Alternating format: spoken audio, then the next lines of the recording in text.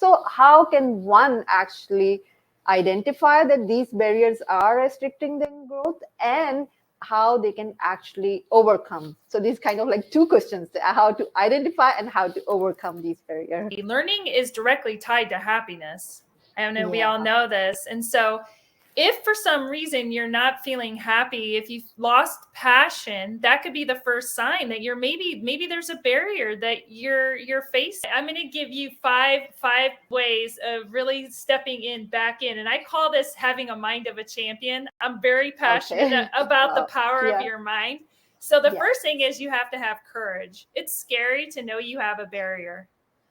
You Yeah. have to make the step forward in your mind. Your mind controls that, to find the courage. The second thing is practice. You need a lot of practice to be good at it. So if you have courage, you need practice. And then you really have to focus and believe. So you have to visualize in your mind the ability to do that. I mean, this is something that you have to practice. It doesn't just come. You have to be able to take your mind and focus it forward and believe. Tell yourself, if you're telling yourself you can't, that's 10 times more powerful than telling yourself you can.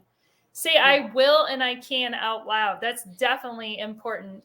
And then the fourth step is building resilience and grace when you don't succeed. Because I'll tell you, if you're practicing and practicing, you're bound to have a setback. It's just part of the process, right? You're going to have a setback. So you got to give yourself grace. You have to have grace.